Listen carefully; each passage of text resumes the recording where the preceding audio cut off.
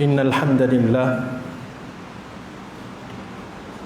نستعينه ونستغفره ونعوذ بالله من شرور أنفسنا ومن سيئات أعمالنا من يهده الله فلا مضل له ومن يضلل فلا هادي له وأشهد أن لا إله إلا الله وحده لا شريك له وأشهد أن محمدا عبده ورسوله اللهم صل وسلم وبارك على محمد وعلى آله وصحبه وبارك وسلم أما بعد. Alhamdulillah, setinggi-tinggi kesyukuran kita panjatkan, kita persembahkan kepada Allah Azza wa Jalla pada malam ini, malam yang ke-27 Ramadan. Allah memberikan lagi taufik dan hidayahnya. Allah masih mengekalkan kita di atas jalannya. Kita masih lagi berada di atas jalan ibadah. Dalam perjalanan kita qama Ramadan imanan wa ihtisaban. Dalam perjalanan kita menghidupkan malam Ramadan dengan penuh keimanan dan penuh pengharapan kepada ganjaran yang Allah akan bagi kepada orang-orang yang beribadah. Yang mana ganjaran itu adalah ghufira ma taqaddama min dhanbi, akan diampunkan segala dosa-dosanya. Jadi itulah kita punya misi di dalam bulan Ramadan ini, iaitu untuk kita mendapat keampunan daripada Allah dan itqun minan nar, dan pelepasan daripada api neraka.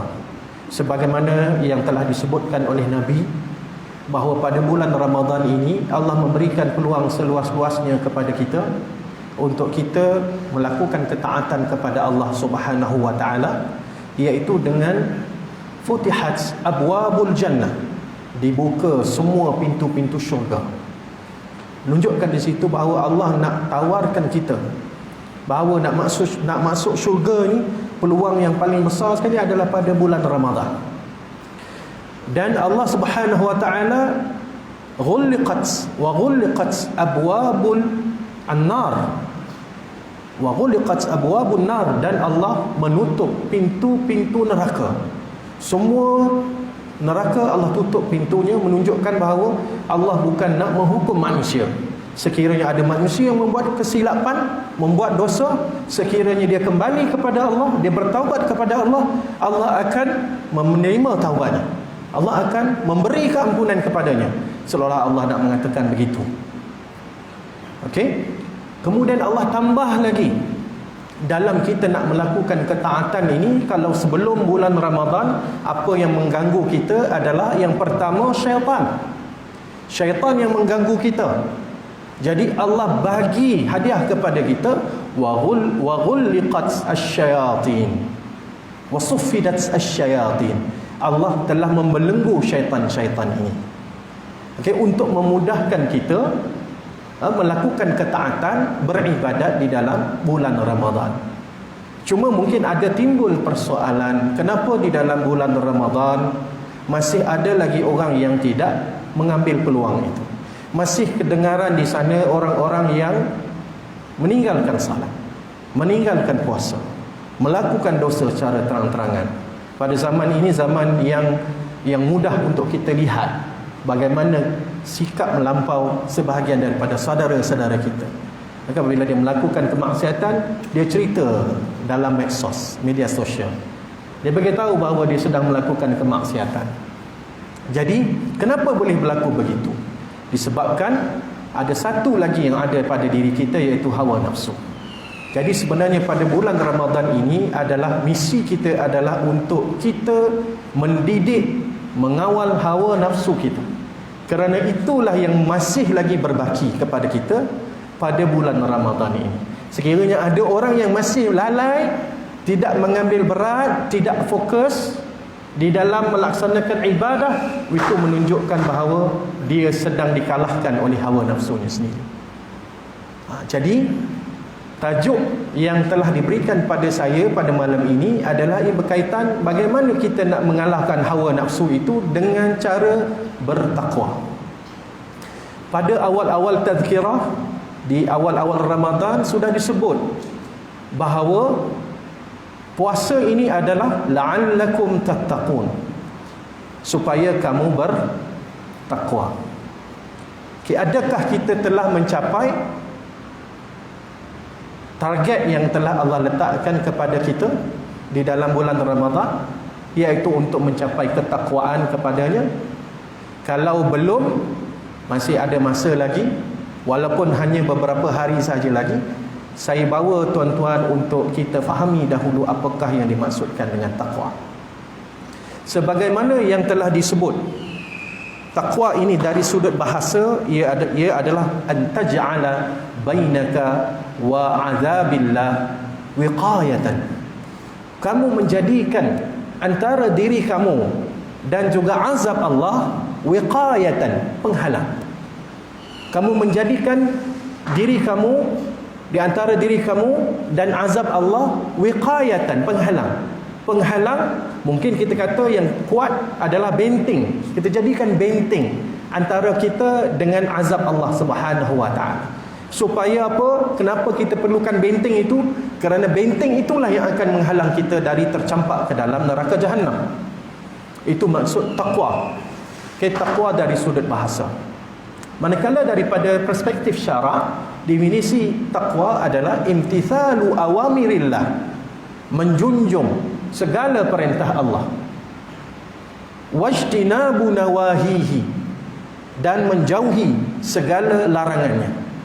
Itu maksudnya dari sudut syarak. Maksud kita, sedaya upaya kita tanpa syarat, di mana-mana sahaja, pada bila-bila masa sahaja, kita berpegang dengan terma takwa ini, iaitu kita melakukan ketaatan kepada Allah Subhanahu wa taala, dan kita sedaya upaya kita menjauhkan diri kita daripada melakukan maksiat kepada Allah Subhanahu wa taala. Jadi bila kita sebut takwa, takwa itulah maksudnya. Okey, maksudnya sangat luas. Perkataannya satu, tetapi maksud terangkum di dalamnya dua perkara. Okey, jadi itu yang dikatakan ataupun yang kita perlu fahami berkaitan dengan takwa. Dan jangan lupa bahawa Allah Subhanahu wa taala menyebut banyak sekali perkataan takwa. Mesej yang Allah sampaikan kepada kita di dalam Al-Quran, ada lebih daripada 250 ayat di dalam Al-Quran yang menyebut mengulang-ulang perkataan takwa ini, menunjukkan bahawa takwa ini penting, sangat penting dalam kehidupan kita sebagai seorang Muslim yang menginginkan syurga Allah Subhanahu wa taala. Baik, Allah Subhanahu wa taala menyuruh kita bertakwa, bukan bermaksud kita seorang-seorang saja yang nak masuk syurga. Allah Subhanahu wa taala memerintahkan di dalam ayat yang lain, qu anfusakum wa ahlikum nar. Selamatkanlah diri kamu dan ahli keluarga kamu.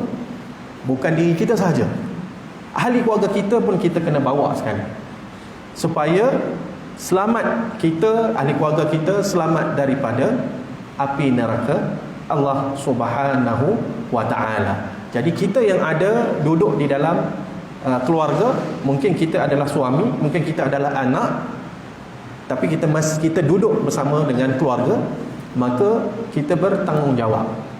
Di dalam bulan Ramadan ini kita sama ingat memperingati sesama ahli keluarga kita, supaya bukan kita seorang yang nak beramal, tetapi kita dorong, kita bagi motivasi kepada anak-anak kita, kepada isteri kita. Sebagai contoh, siapa yang dapat mengkhatamkan Al-Quran, ayah akan hadiahkan sejumlah RM50 contoh, sebagai galakan kepada anak-anak. Tidak ada masalah. Ikhlas itu akan kita pupuk juga dalam masa yang sama. Kita mendidik anak kita dengan wang, tapi dalam masa sama kita kena cerita kepada dia bahawa wang ini hanyalah sebagai hadiah penggalak kepada dia, tapi yang penting dia mesti ikhlas kepada apa yang dia buat kepada Allah Subhanahu wa taala. Apakah kepentingan takwa? Takwa ini penting tuan-tuan, sebagaimana yang saya sebut tadi, untuk mengelakkan diri kita dimasukkan ke dalam neraka Jahannam. Itu misi kita. Orang kata matlamat akhirat kita adalah nak selamat daripada neraka. Apakah matlamat dunia kita? Dengan kita bersikap ataupun kita mengamalkan takwa dalam kehidupan kita, iaitu kita nak mendapatkan mardatillah, kita nak mendapatkan keredaan Allah Subhanahu wa taala, dan juga kita nak mendapatkan kemudahan dalam kehidupan kita di dunia ini. Allah pasti akan turunkan ujian. Kekayaan juga adalah ujian, kemiskinan juga adalah ujian, sakit ujian, sihat juga merupakan ujian. Cuma kadang-kadang orang tak nampak. Orang nampak sakit itu adalah ujian, miskin itu adalah ujian. Orang tak nampak isteri juga adalah merupakan fitnah, anak-anak juga merupakan fitnah, kenderaan kita juga merupakan fitnah. Semuanya itu adalah ujian kepada kita. Sejauh mana kita menggunakan sebaik-baiknya, kalau Allah memberi nikmat kepada kita, sejauh mana kita bersyukur kepada Allah Subhanahu wa taala. Kalau Allah memberikan ujian kepada kita, bagaimana kita ini semakin dekat kepada Allah Subhanahu wa taala. Saya bawakan perspektif bagaimana cara untuk kita membina takwa daripada pandangan khalifah kita yang ketiga, iaitu khalifah yang keempat, iaitu Ali bin Abi Talib radhiyallahu anhu. Beliau mengatakan cara dia bagaimana kita nak membina takwa ini. Yang pertama, al-khawfu minal jalil. Kita kena hadirkan rasa takut kita kepada Allah. Takut kita kepada haiwan yang bahaya, kita akan menjauhkan diri kita. Takut kita kepada orang yang berbahaya, contoh orang yang jahat, kita akan melarikan diri daripada dia. Tetapi apabila kita menzahirkan takut kita kepada Allah Subhanahu wa taala, kita tidak boleh lari daripada Allah. Macam mana cara kita menzahirkan rasa ketakutan kita kepada Allah? Kita semakin dekat kepada Allah. Semakin kita takut, semakin kita dekat kepada Allah Subhanahu wa taala. Itu cara kita menzahirkan rasa ketakutan kita kepada Allah Subhanahu wa taala. Sebagaimana di dalam Al-Quran disebut, innamal mu'minun allazina idza dzukirallahu wajilat qulubuhum. Sesungguhnya orang-orang yang beriman, apabila dibacakan kepada mereka ayat-ayat Allah, maka gentarlah hati mereka. Iaitu dengan cara kita membaca Al-Quran dan mentadabbur Al-Quran, itu boleh membina, boleh menanamkan rasa ketakutan kita kepada Allah Subhanahu wa taala. Yang kedua, bagaimanakah cara kita nak membina takwa menurut pandangan Khalifah Ali bin Abi Talib? Iaitu al-amalu bit-tanzil. Kita beramal dengan wahyu yang diturunkan oleh Allah Subhanahu wa taala, iaitu Al-Quran dan Al-Hadis. Di sini ada tuntutan kepada kita untuk kita mendalami ilmu, supaya kita lebih faham lagi apa yang patut kita buat sebagai seorang mukmin. Kemudian yang ketiga, al-qana'atu bil qalil. Kita merasa qana'ah dengan yang sedikit. Allah bagi sedikit kepada kita, tapi di dalam hati kita, kita rasa bersyukur, kita rasa cukup dengan apa yang Allah bagi kepada kita. Yang sikit pun kita dah rasa cukup, apatah lagi yang banyak. Allah Subhanahu wa taala lagi-lagilah kita perlu rasa bersyukur, kita rasa cukup. Kemudian yang terakhir, al-isti'dad li yaumir rahil. Persediaan untuk hari kita bertemu dengan Allah Subhanahu wa taala, hari kematian kita. Jadi sejauh mana kita membuat persediaan, kita memahami bahawa kehidupan kita di dunia ini hanya merupakan transit.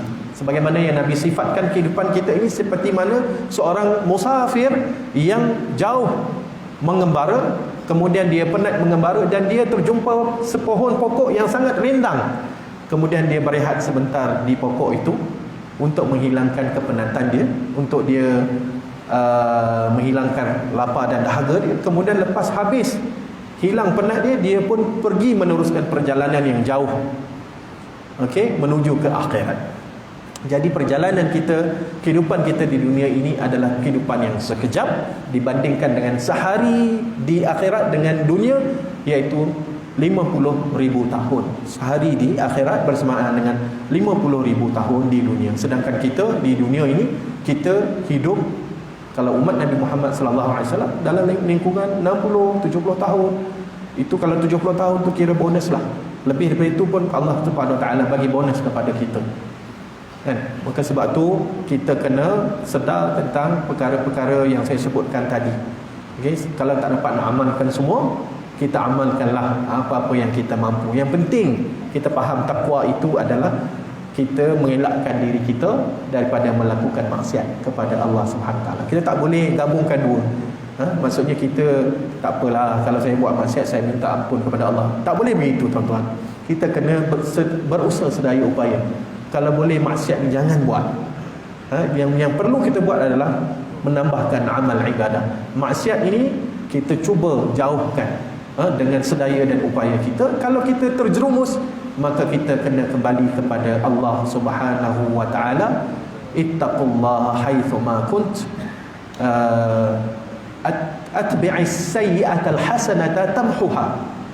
Bertakwalah kepada Allah di mana sahaja, kamu susulilah perbuatan ataupun kejahatan itu dengan kebaikan, yang mana kebaikan itu akan memadamkan kejahatan itu. Itu yang Nabi sebut di dalam hadis yang diriwayatkan oleh Abi Dzar radhiyallahu anhu.